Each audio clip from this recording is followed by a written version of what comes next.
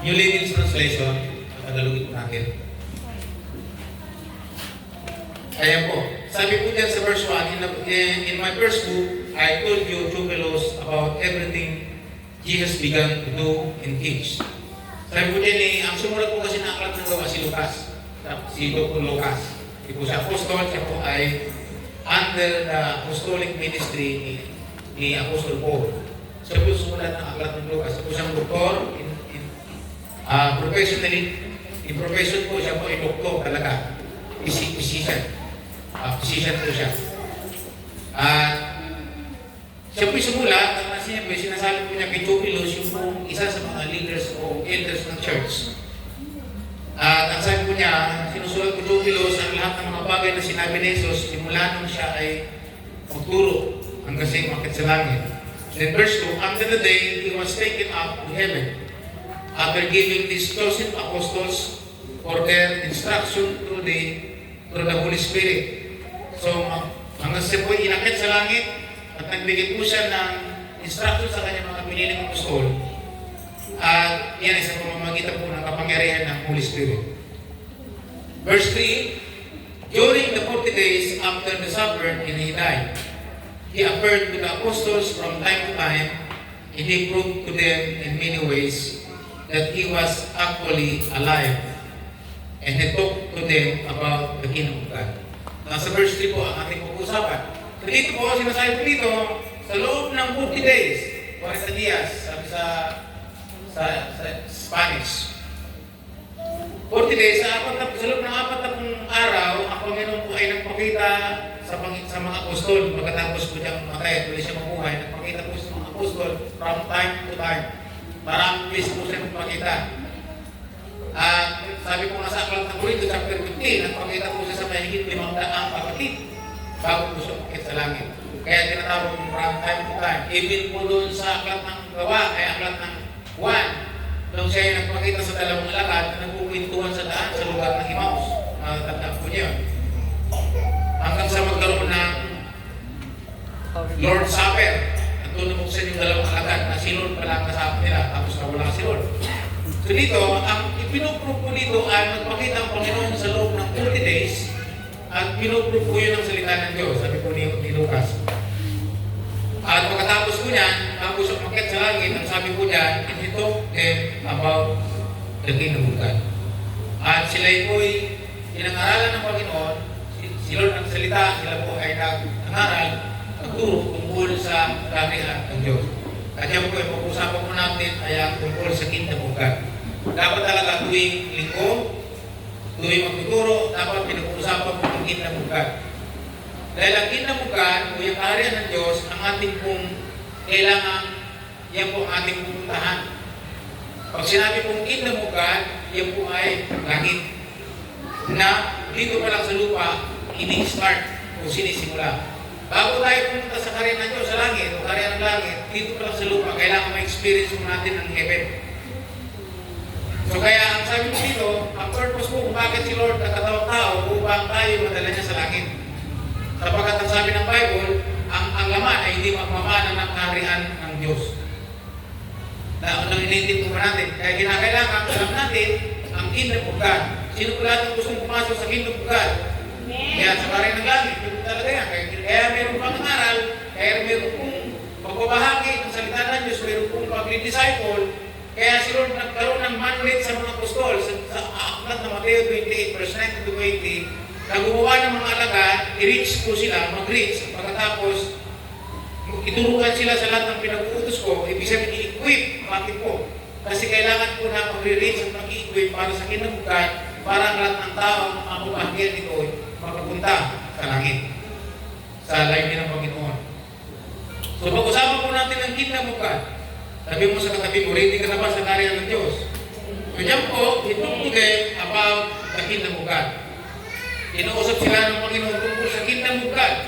So kaya every time, dapat ang pinag-uusapan po natin ay ang kingdom of God. Halimbawa, si John the Baptist, nung magsimula po sa pangaral, ang sinasabi po na ay, magsisi kayo, sabi na, repent, for the kingdom of God is near. Sinasabi po niya, magsisi kayo sa inyong mga kasalanan, magbago kayo ng inyong pag-iisip, ng inyong puso, ng inyong buhay, sapagkat ang nagsabi, ang kaharian ng Diyos ay dumarating na. Si John the Baptist po nagsabi nun. At kung si Lord ay mag-preach din, simula si Lord mag-preach sa chapter 3 ng Mateo, diyan natin sa kasawan, makikita natin, si Lord mismo nagsabi, repent. Ibig sabihin, babago kayo ng pag-iisip ng inyong puso, ng inyong buhay, talikuran yung kasalanan sapagkat ang pagkahari ng Diyos ay narito na. So, ang kingdom of God ay mahalaga para ng Diyos sapagkat yan po yung destination ng gusto ng Diyos na maranasan natin. Dito pa lang sa lupa ay may experience na po natin yan. Pag namatay tayo, ito ang ating hambungan. So, makikita po nyo, ang kingdom of God ay ini-extend ng Lord sa lupa. Halimbawa, ito si Lord ng panalangin sa Matthew 6. Nabasa nyo na ba yun? Sa Matthew 6, verse 1, pag-asa sabi niya, ang ganito kayo manalangin. Yan yung sunod pa nagturo tungkol sa prayer ay nakalpaloob sa kingdom of God. Sabi niya, marami na sa langit, sampay nawa ang ngalan mo dito sa lupa kung paano sinasapa sa langit. Tapos, kami naway, pag harian mo kung paano ikay nakahari sa langit, dito ikay maghari sa amin. Your kingdom come, you will be done. Tapos na, ikasunod ko yun na, give us our daily bread. Bigay mo sa amin ang aming makakain sa araw-araw. Yung palang pagkain, inihingi pa yan araw-araw.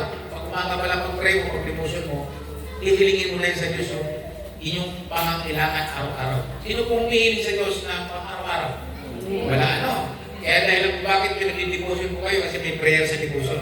Ihingi natin ang ating daily bread. Ako po, natututo ng kanya. Every morning, kinasabi ko, Lord, yung aming daily bread ngayong araw na to, ipagpalo mo sa akin. Yan, hinihiling ko talaga daily bread. Sa 101, sa nagpapa-101, nagpapa-ID, mai-content po nyo ang daily bread. Araw-araw po yan. Now, ngayon mga, focus po tayo sa kingdom of God. Tingnan po niya sinasabi ng salita ng Diyos na ang kingdom of God kailangan maunawaan natin mabuti. Yan po ang mensahe na dapat natin makita at dyan ay nakapalab ang ating sarili. Una, may mga requirements sa pagpasok sa kingdom of God. Kung paano nag-a-apply tayo ng trabaho, hinahanap po tayo ng mga requirements. No, ang church, ako po ay magpapalisensya bilang magsusolemnize sa pagkakasal. Ako po ay kumuha ng lisensya, hingin po ako ng requirements, napakaraming requirements. Hanggang sa ako'y pumasa. Kaya ngayon po ako ay lisensyado na sa pagkakasal. Ang problema, wala pa akong kinakasal. At least, lisensyado ako sa pagkakasal. Kaya sa yung iba, nagkakasal, wala man lisensya, bubus. O, kasalanan. Na mga kapatid, may requirements. Yung bang, di ba Marlene, yung mga kumukuha ng 4Ks, may requirements? Hindi pwedeng wala. Kung dito sa lupa, ay pag-enroll mo lang sa eskwelahan, talk about requirements. Sabi natin sabay-sabay requirements. Walang bagay dito sa lupa na walang requirements. Everything you do, sa buhay na ito, mayroong requirements. Hindi nyo ba alam ng Bible ay salita ng requirements? Halimbawa, Joshua chapter 1 verse 8, ang requirements sa pag-success ano? Magpasa ng Bible araw-gabi. Gusto mo magtagumpay sa buhay, mag-prosper, anong sabi? Anong requirements? Magpasa? Yun ang sinasabi natin, mag-devotion araw at gabi. If you want to be a successful in life, bilang isang kalagay. Now, ito'y tungkol sa karya ng Diyos. Pagpasok sa karya ng Diyos, mayroong requirements. Ang unang requirements ay yung chapter, sa 1 verse chapter 3. Pagpasok ko lang sa kingdom of God, mayroon pong requirements. Ang mayroong requirements ay, ano po yan? 1 verse 3. Ang sabi niya, kailangan ikaw ay may panganak ng muli. Maliban, ang sabi niya, maliban, unless, sabi niya, you must assuredly I say to you, sabi niya sa New King James Version, unless one is born again, he cannot see the kingdom of God. Sa Tagalog, sa mga nabalita, maliban ang tao ay may panganak ng muli, hindi siya makapasok sa karya ng Diyos. So ang requirements ay ito, experience new birth. Kailangan natin maranasan ang new birth, yung bagong mapanganakan. Even si Nicodemo na kausap dito ni Jesus Christ na nagsadak ni Lord na madaling araw ng gabi. Bakit madaling araw? Kasi po, miyembro po siya ng Sanhedrin. Sa 70 tao na kinikilala sa Udyo, si Nicodemo sa kasiwan, si Jose na Amarita, sa kasi Nicodemo na sumampalataya sa Panginoon, ay miyembro ng Sanhedrin. Kaya lihim silang pumunta kay Jesus Christ para hindi po siya mga persecute ng kanyang mga kapwa niya taga-Sanhedrin. So nung sumadya siya sa Panginoon, ang sinasabi ni Nicodemo ay, alam ko namin ikay isang guro mula sa Diyos sapagkat wala makakagawa ng mga bagay na ginagawa ko. Yung bumuhay ng patay, yung pagaling ng may karamdaman, wala nakakagawa noon sa panahon nila. Malibang galing sa Diyos. Kaya si Nicodemo, they believe kay Jesus bilang rabay na galing sa Diyos. Ang sagot ni Jesus Christ ganito, dahil si Nicodemo ay rabay ito. Paris ito, ibig sabihin, may alam ito sa salita ng Diyos sa Old Testament. Sa mga utosan ni Moses. So, ang sabi niya, kinuusap si Lord ng diretsahan. Sabi niya, we know. Sabi niya, I know. Sabi ni Nicodemo na, you are the rabbi. Kami from God. Ngayon sabi niya, sino po si Lord? Malibang ang tao, ibang anak ng muli, hindi siya papasok sa karin ng Diyos. So, ang requirements ay, ang sinasabi niya ni Nicodemo ay, new birth. Malibang ipanganak na muli. Sabi natin sabay-sabay muli. Dahil panganak ka na sa laman, ibang panganak kang muli. May pangalawa kang panganakan. Si Nicodemo, hindi niya naintindihan, sabi niya, na-confuse siya, sabi niya, Rabay, sabi niya, ano mangyayari yun? Paano pa ako may papanganak na muli kayo? Ako'y matanda na. Ibabalik ko ba ako sa tiyan ng aking ina? Eh, inanay ko patay na. Paano mangyayari yun? Si Lord ang sabi sa verse 5, ang sabi niya, ang pinanganak sa lamay-laman, ang pinanganak sa Espiritu. Kaya kinakailangan kayo ipanganak sa Espiritu. So, anong klase ka panganakan? Sa spiritual na kapanganakan. And then, sinabi sa verse 7, huwag kayo magtaka sa akin sinabi, lahat ay kinakailangan ipanganak na muli. Kung sabihin mo sa katabi mo, lahat daw kailangan ma-born again. Pero hindi na nanatiling born again. Minsan ka lang ipanganak, pagkatapos, aalis ka na doon. Dahil ipanganak ka na muli, sa'yo born again ka na. Ibig sabihin, pupunta ka na pasok ka na sa kingdom. Wala ka lagi sa pintuan, di ba? So sa kingdom, ang requirements ay new birth. Kailangan natin ma-experience ko ito. Pero nung natutunan kay Pastor, kay Bishop Dan Balyano, kay Pastor Balyano, kay Bishop Balyano, ang sabi niya, alam niyo, ito yung wisdom. Pag isang beses ka lang ipanganak, sabi niya, pag isang beses ka lang ipanganak, mapupunta ka sa impyerno. Pero pag dalawang beses kang ipanganak, hindi ka na mapupunta sa impyerno, mapupunta ka sa langit. Inisip mo mabuti, yan po ang sinasabi ng Juan 3:3. Dalawang beses kang ipapanganak. Kaya may tanong, ilang beses ka bang ipanganak? Di ba nasabihin na ba kayo niyan, bisa naiinis sa inyo ang tao, so udod ka ng kulit. Sinasabi natin doon sa tao na, ilang beses ka bang pinanganak? Sabi, sagutin mo. Dalawa. Baka siya mismo makumpuse din. Sabi niya, at sinagot mong dalawa. Dalawa, una, pinanganak ko ng nanay ko. Pangalawa, pinanganak ako ng Espiritu. Dahil na-born na ginako, nung tinanggap proseso sa puso ko, pinapanginoon ang aking tagapagligtas. Kailangan pinanganak, nung in-accept mo si Lord. Kung in-accept mo ang kanyang ginawa sa krus ng Kalbaryo. Ano sa ng talata niya? Juan 1:12. Natapat ang sa kanyang nanalig at tumanggap ay binigyan niya ng karapatang maging anak ng Diyos. So mula noon, ikay na born again. Naging isa kang spiritual na sanggol. Kaya sinasabi ko dito ng Lord kay Nicodemo, paano kayo mapusapin? Paano pa kayo pag nakita ninyo ang anak kayo makyat sa langit? Sabi niya, guro pa naman kayo ng Israel, pero hindi niyo nakukuha ng mga bagay dito. Pero ang katotohanan niya, na-born again po si Nicodemo. Palapakan naman natin si Lord. Na-born again po si Nicodemo. Ang totoo niyan, hanggang sa mamatay si Lord, sila pa nga po ang nagpalibig. Sila po yung nagpapalok sa katawan ni Lord. Pinunasan ng mabango hanggang sa ipasok sa kuweba, sa libingan. Si Jose sa kasi, Nicodemo po ang naggastos. Okay. So makikita po natin na na-born natin si Nicodemo. So ang ating pong unang requirement sa pagpasok sa karin ng langit ay experience new birth. Sabihin mo sa katabi mo, na-experience mo na ba yan? Na-born na yun ka na ba talaga? Nung sinama ko siya, tingin sa encounter, sabi niya, doon ako na born again. Doon niya ako naranasan mo born again. Okay. Pag naisama ko kayo sa Metanoia, lalo mag-born again kayo.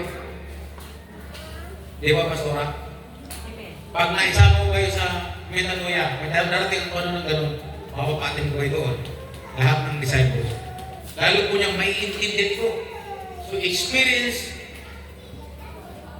the new birth. Yan po ang unang requirements pagpasok sa Kingdom of God. Walang papasok sa Kingdom of God nang hindi mag-born again. Kasi unless, sabi unless a man be born again. Sabi mo dito, unless, pag sinabing unless, maliban. So, pagpasok sa Kingdom of God, sa Kingdom of Heaven ay hindi sa pamamagitan ng pag-membro. Kaya sa atin walang membro eh. Pinapatay natin ang mga miyembro sa atin. Ibig sabihin, pinapatay. Grabe naman si Pastor. Ibig sabihin, tinatanggal natin yung terminong miyembro. Ang nandito sa atin ngayon, ano? Disciple. Walang believers, basta lang. Walang followers. Ano meron? Disciple. Sapagkat ang pinapagawa ni Kristo, ano? Disciple. Hindi niya pinapagawa ang Christian. Wala naman nababasa. Ang salitang Christian, mababasa mo sa Bible 3 times na. Ang salitang Christian, salitang pang-insulto sa mga sumusunod sa Panginoon. So yung word na Christian ay pang-insulto. Hindi po yung salita ng kaharian ng Diyos. Anong salita ng kaharian? Disciples. So ang pinapagawa disciple, hindi Christian. So dito makikita po natin yung maka-experience ng new birth, yan lamang ang papasok sa kingdom. Nabasa niyo na ba yung Juan 14:6? John 14 verse 6, sabi niya, I am the way, the truth, and the life. Then sinabi Lord, I am the way, the truth, and the life. Ito, daan, ang katotohanan at ang buhay. At sabi niya, walang makapupunta sa Ama nang hindi sa pamamagitan ko. Yan po ang pangalawang requirements. So sabi ni Lord, unang requirements, ma-experience natin mag-born again. Di ba, paano mo nasasabing isa kang pinanganak na Pilipino? Kaya niyo kong sagutin yan, paano mo masasabing ikaw isang Pilipino? Pinanganak ang isang Pilipino. Bakit? Ipinanganak ka saan? Sa Pilipinas. So ikaw ay Pilipino citizen. Dahil hindi ka pinanganak sa Dubai. Yung pamangkin ko, dahil nakatira pa kapatid ko sa Dubai, ang asawa, doon na siya nabuntis, doon na inabutan ng panganak. Yung pamangkin ko ay Dubai citizen. Hindi ko siya Filipino citizen. So ang batas ng bansa, pagdating po ng 18 years old, magpapasya po yung bata kung Dubai citizen po siya o Filipino citizen. Sabi naman ni Apostol Pablo, ako'y gumastos ng malaki para lang maging isang umano. Kaya pag nabasa po nyo sa chapter 15, verse 16, binugbog po sila doon. Dahil sa pangangaral at nagpalaya sila ng masamang espiritu sa babaeng nangungula, pinalayas, at nawala ng hanap buhay po yung mga amo, ano ginaw, binakbakan po sila, binugbog sila hanggang piraso sa kulungan, dinagay sa Bartolina, ano natin ng history niyan. Pagkatapos si Pablo ay nangaral, ay nanalangin sa Silas at nagkaroon ng lindol at sila nakalaya. Tapos na-born na din nga po yung mga barbarya ng kulungan. At nung sila'y palalayain na, nasabi ng mga pinuno, malaya na po kayo. Hindi. Palayain mo kami ng legal. Hindi parang, bakit? Ayon pa sa batas ng Roma, na ang isang Roman citizen ay bubugin. Rumano kayo. Sabi ko, malaking halaga ang ginugol namin para lang makuha namin ang magiging Roman citizen. Kaya pag isang Romano, batas ng Roma na hindi pwedeng ikulong o parusahan na isang tao, hindi mo nalinilitis. Hindi sinisasa. Ay ginawa sa kanila, binugbog sila na walang paglilitis. Nakakot po yung mga pinuno ng bayan. Sabi, yari tayo. Kaya ang ginawa ng mga pinuno, pumunta sa kanila, sila mismo nakakaawa. Patawarin ko kami, hindi namin nagawang litisyon na kayo wala yung Romano. So ang nangyari ngayon, kasalanan namin. So, pinag-uusap namin na pwede na kayo umalis, malayo na kayo. Humingi ng tawad yung mga government leader kasi pinagpupug nila si Pablo, kasi Silas, na hindi nila, hindi pala yung mga Roman citizen. Yan po kayo. Pag di kayo pupunta ng Amerika, kailangan, pag naging citizen ka ng Amerika, anong gagawin? Kailangan ikabay? Meron? Sino ang alam? Sino gusto pupunta ng Amerika? Si Jeff, o green card. Pagka pupunta ka ng Singapore, ano yung blue card? Wala, hindi ka pwede maging citizen ng Singapore. ang gagawin lang doon para makatira ka, meron kang PR. Ibig sabihin, tatrabuhin mo yung magkaroon ng PR. Ibig sabihin nun, permanent resident. Sa Japan, kahit asawa mo mapun, hindi ka pwede maging Japan citizen. Kasi sa kanila, para maging Japan citizen ka, kailangan ikaw ipinanganak ng isang lugong hapon. Andiyan kayo. Halimbawa, si Sister Wing, napakasawa na hapon, tumira sa Japan. Si Sister Wing, mananatiling Pilipino, pero hindi magiging Japanese citizen.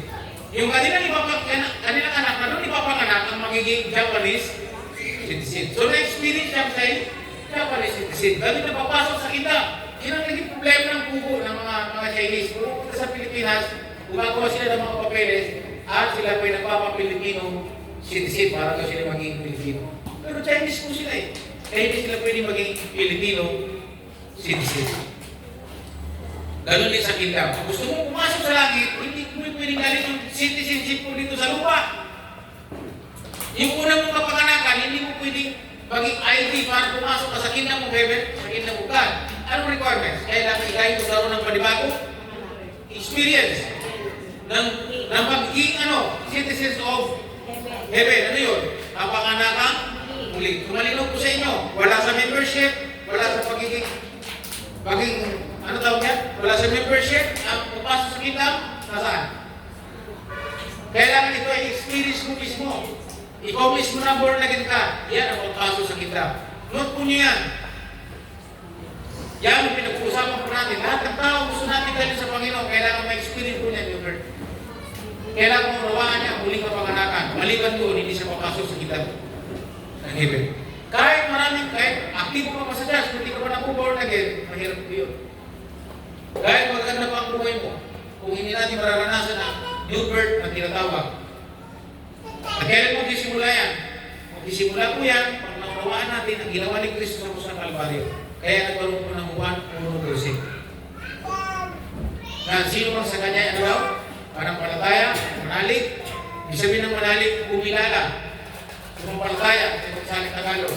Sa English po, believe. Believe. And accept, ang sabi niya, ang sabi niya manalig at tumanggap, ang sabi niya. In-accept niya ay binibigyan ng ano?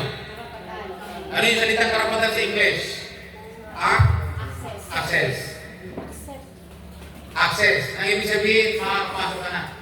Pag papasok ka sa Malacanang, pag wala kang access, hanggang gate ka lang. Maunawaan yung mga kapatid. Okay. Pag papasok ka sa isang kumpanya, kung wala kang access, hindi ka makakapasok. So, anong access mo? Pagpasok ka sa kumpanya, natatrabahuan mo? Requirements. Di ba ngayon, minsan sa gate ko lang, ano nga yan? No ID? No entry. Sa SNS, pag walang ID, no transaction. No ID, no transaction. Pumunta ka sa SNS, pasok ka. Ano pa ulit, may ID po ba kayo? Kung wala po transaction. No ID, no transaction. Ganun din sa PhilHealth. Gusto ko malaman po ninyo na may requirements ang papasok sa kingdom of heaven. At yan ay ang new birth experience. Sabi lang sabi sa bahay. Experience new birth. Yeah. Kailangan maranasan po natin tayo magsalita spiritual na uha. Yan po ang unang requirements. Pangalawa, nabanggit ko po kanina yung pangalawang requirements. Tapos mo born again, kailangan mo buhay. So, ang pangalawa po ay find the door. Mahanap natin ang pinto ng kingdom. Diba, napanganak tayo. May ma-experience natin, then makatapos pinto. So, 1 chapter 10 verse 9. Ang sabi ni Lord, I am the door. If anyone enters by me, he will be saved, and he will find pasture. Sabi na ako, ang pintuan. At ang sino mang pumasok sa pamamagitan ko ay maliligtas at makakasumpong na magandang pastulan. Sa pamumuhay na po ito di ba nabanggit ko yung Juan 14:6? I am the way, the truth, and the life, and no one comes to the Father except by me. Sabi ni Lord, sa aking kadadaan.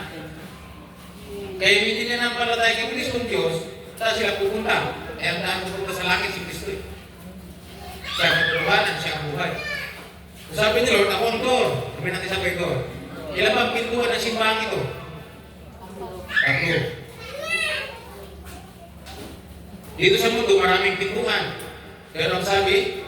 Ano sabi? Ang pintuan sa langit ay si Jesus lang. Wala na iba. Hindi relihiyon. Hindi magagandang, hindi mabubuting gawa. Ang sabi niya, kahit hindi naman ako kumilala kay Kristo, basta mayroon akong relihiyon. Hindi pasado. Hindi ba hindi ako kumilala kay Kristo, basta ako, mayroon akong mabubuting ginagawa sa akin ako, wala pa traso, siguro sa langit ko pupunta. Dito, akos. Hindi pasok. Pag magpera ako, mayaman ako, sa langit ako pupunta. Dito, akos. Dahil ang requirements dito, kailangan mo may panganak ng muli, masumpunan mo yung pintuan.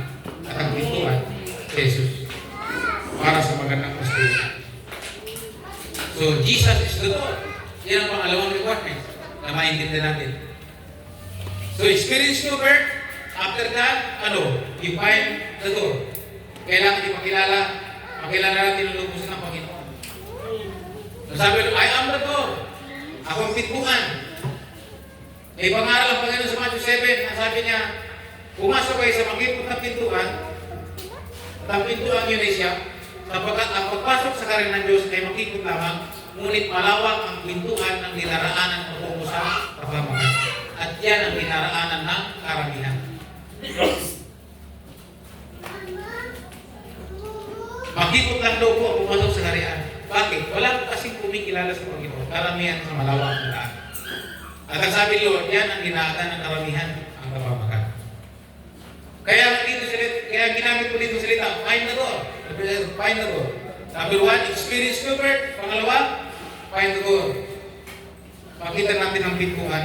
At ang pintuan ay walang iba kundi ang Panginoong Yesus. At parang ngayon nangangaral na maraming ngayong mga nangangaral ngayon nasa YouTube ang iba, nasa Facebook ang iba. At ang iba ito at iba hindi. Eh ngayon sa Davao may bagong daan. Bagong daan. Ngayon hinahanap ko siya ng batas sa Pilipinas. Ewan ko nahuli na. Nahuli na yung bagong daan.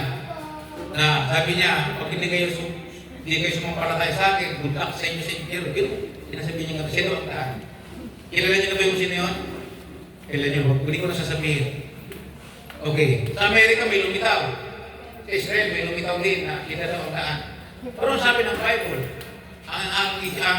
ang pagpasok sa kingdom of God ay tinuturo sa atin kung paano. Tanging si Kristo lang ang daan doon. Siya ang pintuan at para mapasok ka doon, kailangan may panganak ng ulit. At kung may panganak ka na, you must find the door. Si Jesus ko yun. Okay. Yung Ebanghelyo, nagbibigay sa atin ng pag-asa at nagbibigay sa atin, nag-offer sa atin ng instruction, ng Ebanghelyo ng ginawa ng Panginoon. Ito yung nagbibigay natin ng pag-asa, nagbibigay ng instruction, nagsusod ng ating mga pangangailangan dito sa lupa. Halimbawa, si Peter po, nung tinawag ni Lord para pumasok sa kingdom, ang pangangailangan ko ni Peter ay isda, sinulpuin ng Panginoon. Sabi niya, tinawag si Pedro sa business ng Diyos. Sabay-sabay business. Business kasi si Pablo ay si Peter, kasi si Andrew, si Juan at si Santiago, ang business po nila, fishing business po sila, pangingisda. Pinalitan ni Lord, ang business po nila at mag-fishing of people. Isabihin, mag-isda na ako. So, in-offer ni Lord yung gospel para masolve. Natapag na, sabi Lord, may income pa dyan, Lord. Siyempre, nakita ko di ba, dahil pangalan ko na karaan, bakit sumunod si Pedro? Ano nakita ni Pedro kay Lord? Si Pedro, sino ang pinanggagalingan ng lahat na kailangan nila. Kaya yung bangka, yung net, yung isda, hindi niyo pinanginayangan. At ito yung source. So, dito ako. Ibig sabihin, Lord, may sweldo. Lord, mayroong provision. Naintindihan niyo mga kapatid. So yun ang pangailangan, nakita ni Peter, pinakita ni Lord yung offer niyang kit ng gospel na nagbibigay sa kanyang pag-asa. Kaya mas pinila niya ang Panginoon. Then, halimbawa yung bulag, na pinagaling ng Panginoon. Ang in-offer ng Panginoon sa bulag ay healing. Yung pangailangan kasi ng bulag, makakita. Nung sinabi niya, what do you want? Sabi ng Panginoon sa bulag, yung Bartimaeus. Sabi niya, I want to see. Lord. So, mangyayari ang gusto mo. Kaya nakakita mo yung vlog. So, ang gospel ay meron pong ino-offer sa atin. Meron pong ino-offer sa atin. Meron pong madalawang instruction para sa ang Panginoon sa mga disciples. Una, ang sinabi po dito ng Panginoon sa Matthew 6, verse 33, kung kabisado yung talata, but seek ye first His kingdom and His righteousness. So, ang instruction, our first instruction from Jesus is to seek in the kingdom. So, ang unang instruction na tinuturo sa atin ay sa ating mga disciple na mula sa Panginoon ay seek His kingdom. Hanapin natin ang kanyang kaharian. Sabi sa Tagalog, pag sumakita ninyong kayo pumasok sa pinaghaharian ng Diyos, sa mga pinaghaharian. Ibig sabihin doon sa mga born, sabi niya, pag sumakita ninyong kayo mapasali doon sa mga naborn na kita, yung mga nakasumpong na nagtindukan sa kaharian. Itang pangalawa, Jesus tell us to make the kingdom first. Iyon po yung sinasabi ng Panginoon dyan na kailangan daw natin maging priority. Ngayon pong focus ay nasabi sa akin ng aking mentor. Ngayon tapos ka na sa inyong patukan, nagkaroon ka na ng assessment at di kayo pumasa.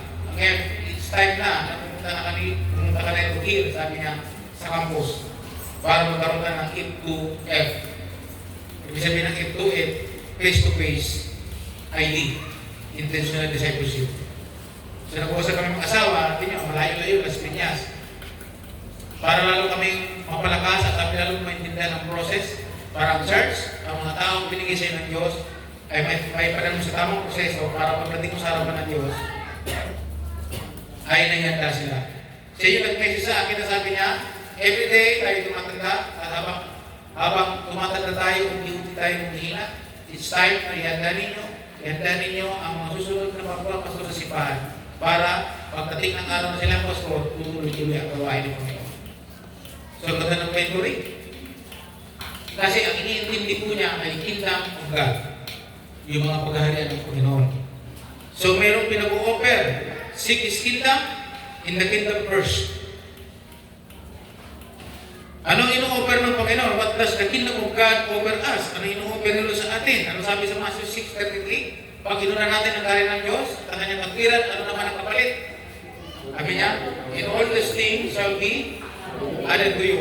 Kumplito po yan sa balanced life. Ano bang balanced life? Spiritual, ano pa? Physical, emotional, financial. Sasagutin ng Panginoon. Kaya nga, congratulations sa dalawa. Kung maganda ang panahon ngayon at titipulan, si Marlene, nasa session na. Si Bobby, si Ruel saka si Rosan, mamaya, season 6. Di po ba? Pinikwento ko na sila kung paano transparently, pinapakita ko po sa kanila kung paano pamamalaan ng simbahan financially. Yung management, paano na nakikita? Ang makita niya, sabi niya, cycle palabas ko. Lalo pag matulungan po niya yung klase ng giving, tinuturo sa disciples, yung person for the priest, na kung saan yun po yung isusweldo sa mga manggagawa ng Panginoon. Yan po yung matututunan nila sa Bible. Yan po yung turo ng kinamugay sa management ng pananalaki. Si Jun ka, inaanap ko ng schedule, dapat ng biyernes ng hapon. Kaya inaayos ko yung aking schedule, ang aking oras, yung pagtuturo sa bata araw-araw, tapos yung pag-ID. Ang ano lang natin ngayon ay kung umulan, cancel. Dapat kahapon ay si Irlene, sa yung kanyang boyfriend. Wala sila ngayon kasi nag-exam yata sa gobyerno pa nag-exam. Kasi nag-a-apply ng trabaho sa gobyerno. Pray natin sila na may magtagumpay sila. Amen po ba? Pero ito sila yung nakaset po sila sa ID 101. At active po ang kanilang devotion. So, mga kapatid, anong ino-offer sa atin ng kingdom? What does the kingdom of God offer us? Ang sabi po niya sa Matthew 6:33, and all these things shall be added unto you. Lahat ng bagay, yun ang kapalit. So, kaya nga, yung pag-aalala natin sa lahat ng bagay, nasabi ka po sa Matthew 6, verse 32, ino pong pagsusumakit sa mga bagay na lumilipas, ay yun po yung nag-dominate doon sa thoughts ng mga unbelievers. Ano sabi sa New Living Translation? These things dominate the thoughts of unbelievers. But your Heavenly Father already knows all your needs. Ano daw po? Ang mga bagay nito, ano po yung mga bagay nito? Yung mga bagay na inuumalingan tungkol sa mga, kaya hindi sila nagsisipa paglingko. Kasi, nagtatrabaho, hindi negosyo, everything. Wala silang parang sa Diyos. Sapagkat ang sabi ng Panginoon, sabi niya, yung mga bagay kasi nag-dominate sa utang ng mga tao niya. Pero kayo, ang sabi niya, alam ng inyong amang nasa langit na kailangan nyo ang lahat ng ito. Sabi natin sabay-sabay, alam ng Diyos. So kaya pagdating sa 33, nag-offer ang Diyos tungkol sa kingdom. But seek ye first His kingdom, in all, in His righteousness, para yung mga yan na nakikita nyo, ipagkakalog din sa inyo ng Diyos. Amen po ba? Alin ang pipiliin nyo? Nasa Panginoon kayo, pinagpapala, o pinagpapala ka ng sa likutan na pupunta ka sa impyerno. Alam naman din lahat yan ay pagsamantala lamang. Ito yung naglalas. Itong buhay na ito, tinuturo. So kaya every Sunday, ay kailangan po aralan po natin ng kingdom. Pag pinuntahan po natin yung Matthew chapter 13, beginning 44 hanggang 47, yan yung parables ni Lord tungkol sa, sabi niya, ang karya ng Diyos ay may tutulad sa ganito. Sa verse 44, 45, 47, yan natin makikita yung inantulad ng Panginoon ang karya ng langit o ang karya ng Diyos ay matutulad daw po sa isang kayamanan, sa isang perlas, at sa isang fishing net sa lapat. Sa mga susunod po, hihimay natin yan. So, ang kingdom, sabi niya, tinutulad sa kayamanan na nasumpungan. Ang kayamanan tinutukoy dyan, kung nasumpungan doon yung kayamanan, tinabunan niya ulit, pagkatapos, nag-ipon siya ng pera at pinilit mo yung lupa. Kasi hindi niya pwede hukayin yun. Hindi naman kanya yun. Nasumpungan niya, may kayamanan pala doon sa lupa na yun. Ang ginawa niya, tinabunan niya ulit para hindi mahalata na mayroong nakabong doon na kayamanan. Pagkatapos, nag-ipon siya at pinilit niyang bilihin yung lote. Anong nabili niya ng lote? Ano na yung kayamanan? Pwede na mukhayin. Kasi pag hinukay mo yun, anong mangyari sa'yo? Ikay ako ng kayamanan, hindi sa'yo. So sabi ni Jesus, ganyan ang kayamanan. Ganyan ang kaharian ng langit. Ang pagpasok sa kaharian. Pag nasumpuan mo, anong ibig sabihin nun? Salitang ang ito. Gagawan mo na ang lahat ng paraan. Effort. Ibig sabihin, ipapriority mo kasi mas matindi nga doon sa loob. Kaya nga sa mga susunod, tuturo ko po yung negosyo, yung business po dito sa atin, na lahat ng ating mga disciple, marunong mag-business ang buhay. Kasi ang karya ng Diyos is about business. Yung mga tumulong sa Panginoon sa ministry niya, puro mga businesswoman, businessman, mga magagandang buhay. Si Priscilla sa kasi Aquila sa Priscilla, sila po yung mga business people. Magsalita po ako tungkol sa business. Sabi po ng isang bilyonaryong negosyanteng Chinese.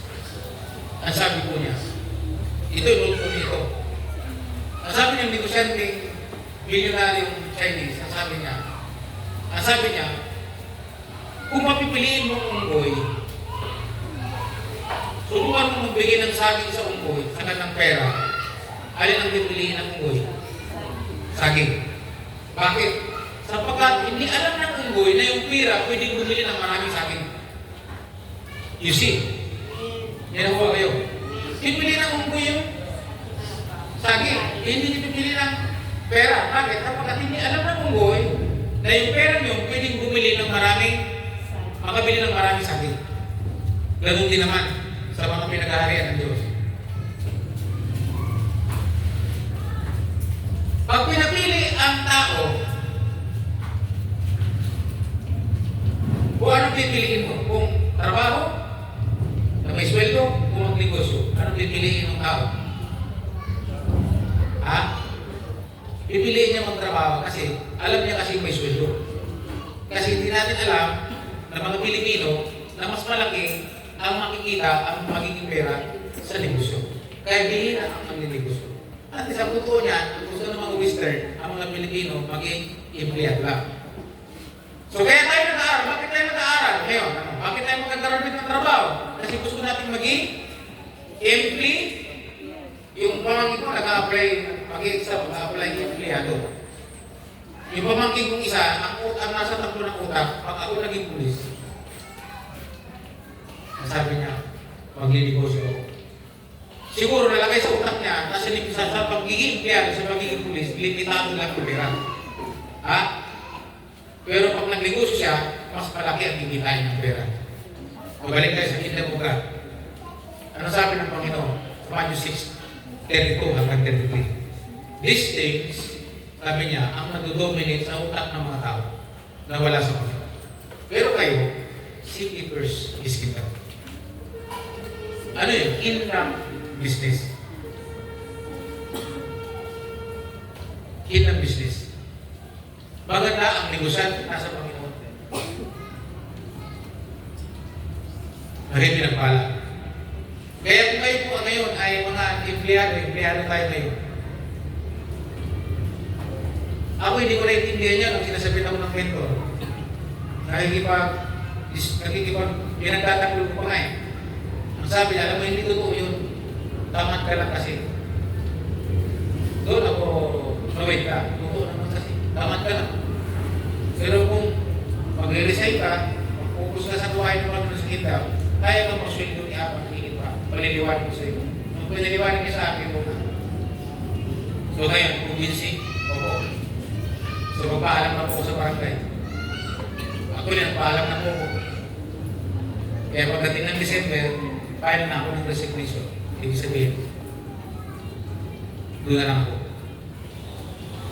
Kung pag-aaralan po yung pag-ailiwan ko ba, sa trabaho, lahat kayo pagkaanin ng trabaho. Pero pag lahat kayo dumaan doon, i-taking ko sa inyo, lahat gaganda ang inyong buhay.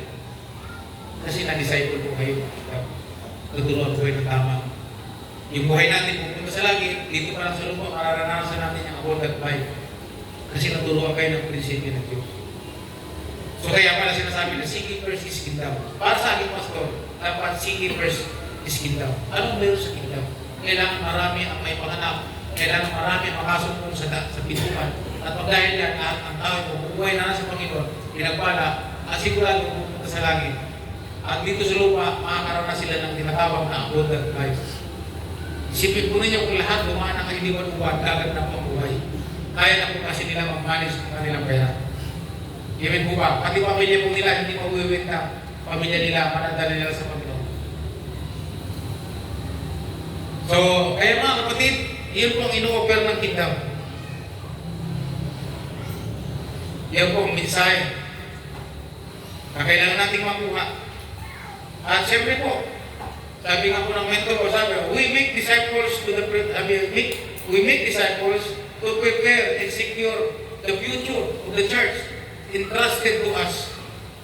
Sabi niya, gumagawa tayo ng alagad upang yanda at siguraduhin natin ang future ng simbahan o ng mga taong simbahan na pinagkatiwala sa atin. Tumatanda at tumihina tayo bawat araw, kaya hindi makapaghanap ng papalit sa ating sa ministry. So, yun ang ginagawa po natin ngayon. Ihanda po kayo. Kaya mayroon po tayong equipment. Kaya nakita nyo, bago tayo tumayo, ay nakatayo si Ruel sa aking disciple na napapaalala, binabasa ko nila yung kanila. Nire-record ko nga sa kanila na itarin mo sa isipan nyo yung sabihin, memoryahin niya para patayin ninyo, tuloy-tuloy lang kayo. Kasama po yan. Ito po yun. Kailangan natin may message ang kingdom of God, ang requirement sa kingdom of God, at ano ang hinihingin ng kingdom of God sa atin. So, lahat po tayo dapat nakapalog sa kingdom of God. Sabi nga niya, priority first, ang kingdom. Ready po ba kayo mga kapatid? Ito yun. So, kaya meron po tayong intentional discipleship na ginagawa na ay gusto natin ginagawa. At dahil po diyan ay magbabago po. Pagkatapos po ng lahat ng ito, mag-observa po natin ngayon. Ngayon, gumanda po ang ating financial income. Gumanda po ang ating financial income ito para may i-advance natin ang kingdom ng Panginoon. Nang magsimula po tayo magturo, na ngayon po, higit pa dyan, ay magbabago po ang ating buhay. Kasi tayong lahat ngayon ay matututong mag-manage ng ating kabuhayan sa apat na area ng ating buhay. Spiritual, physical, emotional, financial. Yung balancing buhay.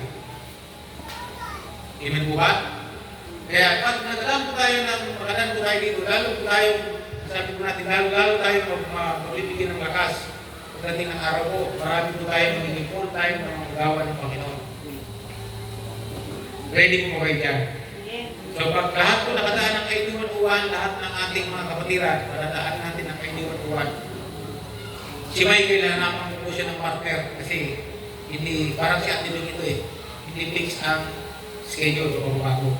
Kaya hanapan kita ng partner na lalaki. Pwede si Kuya hindi bago, pwede natin yan. Sabay kayo lagi. Ngayon, kinakausap ko na si Ate King at si Ate Rowena. Partner sila. Hanggang may oras, ano pa ba ang aking time para dyan?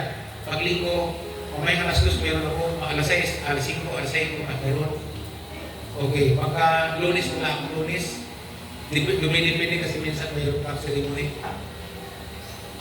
Martes, wala din. Merkules meron. Sabado meron. Hanggang sa maubos, tayo lahat. At pag naubos siya, marami pong ang babago sa atin.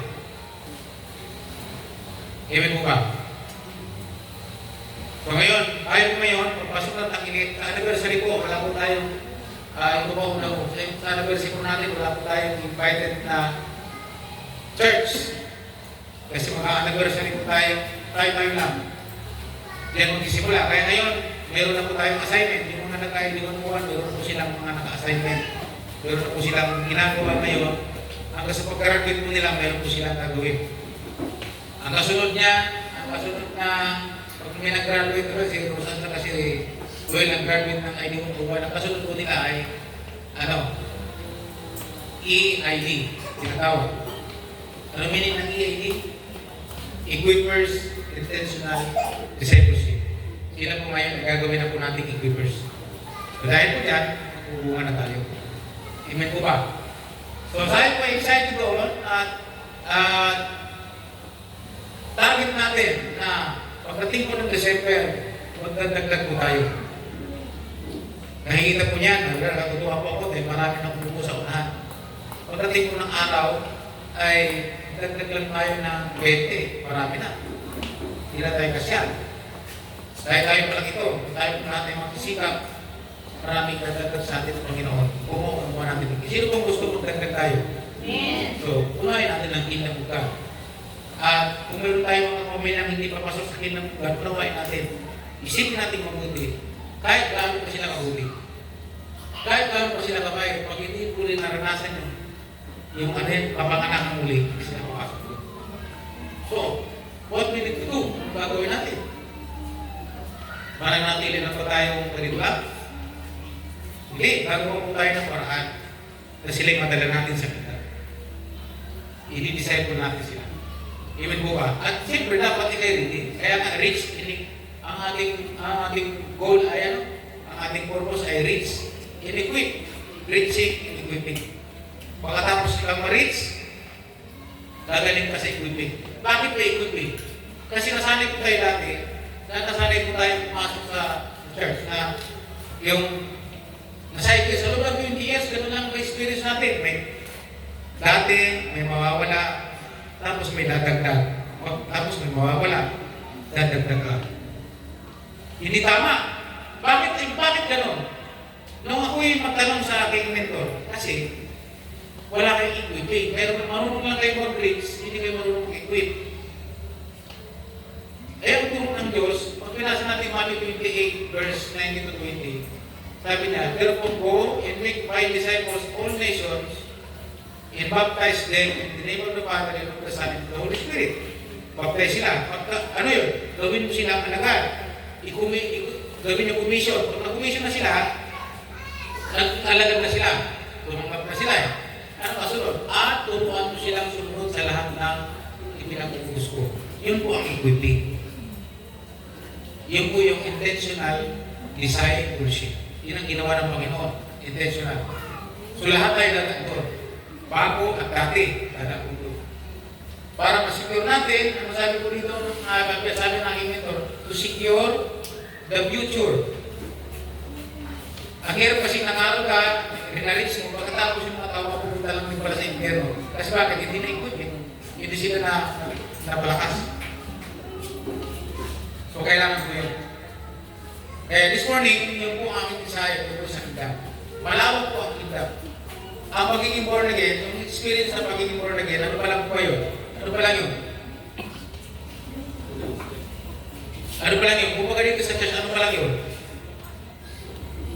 Lima, doon. Ano meron doon? No. Ha? Hindi, yung na doon sa pagpasok ko, ano meron doon? Gate. Di ba gate? Tapos, pagpasok ko rito, ano meron dyan? Ito. So, yung born again experience, yung experience to birth, kung pa lang yun saan? Nasa, di ba, labas? Pag sinabi ng kingdom of God, meron ano, pagpasok na sa kingdom, pero yung gate, yun ang born again. May experience na yan ang born again experience nito, karanasan. Tapos, pagpasok mo rito, meron ano? May gate. Ang iba, nanatili lang dun sa, ano, sa gate. Yung pagiging, ano ba? Born again. Paglipas ng 3 taon, anong prayer mo? Born again. Paglipas ng 3 taon, born again ka pa rin? Nandiyan ka pa rin sa gate? Hindi ka nagbabago? Marami ko naman yung pinto, si Lord. Diba, tinanggap mo na siya, okay. Huwag ka manatili sa gate. Karamihan yung nasa gate, makinig kayo dito, focus kayo dito. Yung mga nasa gate, yun yung mga papasok na sa gate, ano nangyayari? Ano pa? Bro, nalito mo na, laro na tayo ng basketball. Papasok na eh. Pag nanatili ka lang yan sa gate, iko'y makakaway-kaway ka pa. Ano? Madali kang hatakin yan kasi nasa gate ka. Pumasok ka sa pintuan, meron ka pala sa loob. Malawak pa ano sa kingdom, sa loob. Eh, ang kingdom of God malawak eh. Pag nakapasok ka talaga sa kingdom of God, malawak. Ang dami pala ang pagtutunan dito. Pag nandun ka na sa loob. Eh, nanatili ka lang yan sa gate, sa pintuan, paano? Karamihan sa mga nasa gate, sa pintuan, sila madali mahaltak kalabas. Kaya pumasok ka. Sabi mo sa katabi mo, pumasok ka. Huwag ka manatili din dyan, at hindi ka dyan mahaltak ng kalaban. At alam mo, yan ang paborito mahaltakin ng kalaban. Di ba, mapapasin nyo, kung mayroon kayong mga kilalang yung mga aral ay panis, paborito po nila. Pag nakita nila mayroon kang siniran, na pinuta mo, nasiran mo, at dumadalo-dalo na, yun ang pupuntahan din nila. Mag-usap kayo sa mga walis, ha? Yun ang pupuntahan nila. Bakit? Bakit yun ang pupuntahan nila? Hindi na pupuntahan yung mga katulad ng Malaguna. Bakit? Ayaw mo kasi, disciple ka na, kaya mo ano? Kaya mo, kahit siya, kaya mo pangatwidanan. Pero yung mga bago lang, ang kapanganak lang, madali yan mano. Makuha. Kasi bakit? Sanggol pa. Eh, sino ba ang pwede pumunta mahatak sa church? Yung mga hindi lumpo, yung mga bunjig, madali ko sila yung mga parang lagari ang sisimbahan ko sa susunod ko naman tayo. Madaling hantakin, madaling, dali. Minsan, nagkaroon ng pagkatalo sa doktrina ang tatay ko sa si Brother Oscar. Ang nasa gitna, si Pastor Hermie. Nakita ko kung paano siya hindi malago. Nung magpaliwanag si Tatay Oka, ang sabi niya, tama ka. Nung magpaliwanag si Tatay, tama ka rin. Hindi mo sa inyong dalawang tama. Nakikinig lang ako sa kanila. Sabi ko, that's the sign, sabi ko, na ikaw ay hindi malago. Bonjing ka, sabi ko sa kanya. Nagtapo, bakit tinawag sa bonjing? Sabi ko, hindi mo nakita kung alis sa kanila ang dalawa ang tama. Tama ka rin. Alis kayo tama. Bakit pa kayo nagdidiskusyon? Para sa kayo tama. Ano kayo, mga baliw? Yung punto ba, hindi na nakita. Bakit bonjing life? Hindi ganun gusto ng Panginoon sa atin. Gusto nyo na tayo mag-grow. So kaya ngayong umaga, ang ino-offer sa atin ng kingdom ay all these things will be added. Hindi na natin nakita. Kaya every Sunday, ang message po natin ay talk about the kingdom of God. At inuna ko lang po yung dalawang requirements. Ano nga uli ang requirements? Maranasan natin yan. Maranasan ng tao yung kapanganakan. Pangalawa, masubukan natin ang pinto.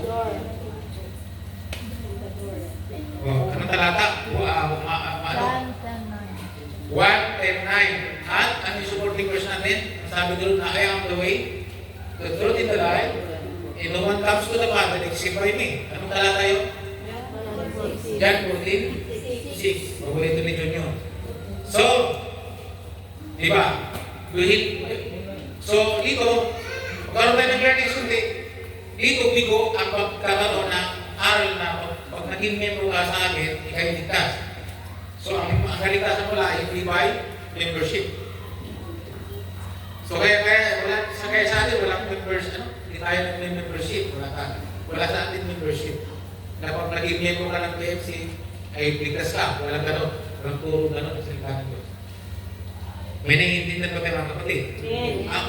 Ako'y naligtas dahil ako'y naipangarap ng muli. Pinagkaproseso sa aking buhay, pinagkaproseso sa paligtas. At nasumungan ko ang pintuan. Ang pintuan ay tama. Ano po bang suporta dyan, Sister Marlene? Gawa 4:12. Ano pa sinasabi sa katulog? Gawa 4:12. Sapagkat sa silong ng langit, walang ibang pangalan. Nasumat, kaligtas na tao, yung pangalan lang ng ating Panginoon. Kristo. Gawa 4:12. Hindi pangalan ni Allah, hindi pangalan ni Muhammad, hindi pangalan ni Buddha. Walang ibang pangalan na. No other name above every name. Only the name of Jesus Christ. Kaya mag-ingat kayo doon sa mga nagtuturo na meron na doon silang bagong Bible na sinusunod. At I think siguro yung Masonic Bible yun. Satanic Bible yun. Kasi ginawa nila ng kwenta-kwenta na lumabas daw ang pangalan ni Jesus ay 666. Sinisira nila ang pangalan ng Panginoon. Bakit? Ginagawa nila yun para yung tao mahiwalay sa kinabukasan. So, congratulations po. Taas po yung mga Bible, tayo nyo mag-pray. So, pinapaalala ko po lagi na ang Bible nyo ay napakahalaga po yan. Okay. Huwag niyong iiwalay sa inyo yan. Pag devotion, di ba sa aking devotion, dahil sinasabi, pasensya na dun sa mga ina-update ko ang devotion. Gagawin ko yan, at hindi nyo sinasabi sa akin, kaya makita nyo yung devotion kayo. Lagi kayo i-update. Kumusta ang devotion nyo, update sa devotion nyo.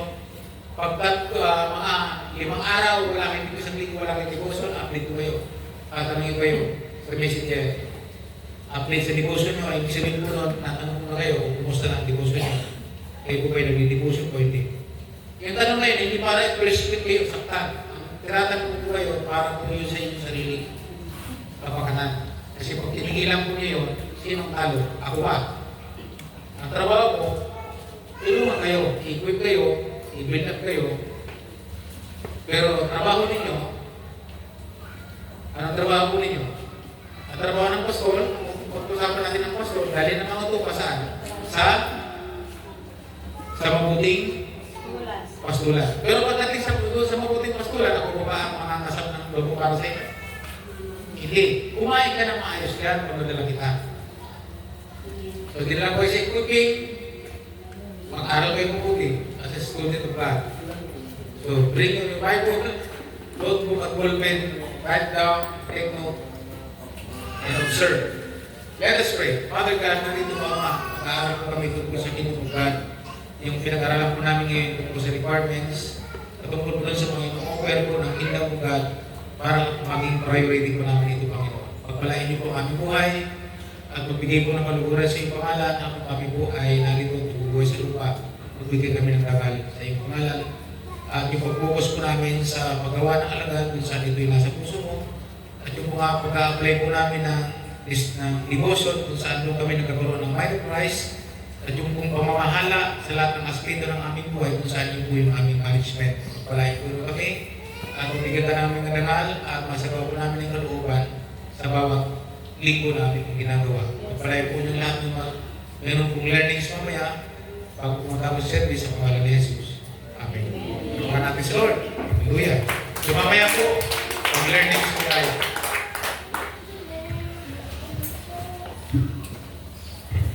Thank you so much, Pastor. Tayo naman po ay dadako sa communion. Siguro yung sharing natin mamaya after na po siguro ng ating, alam ko marami tayong natutunan.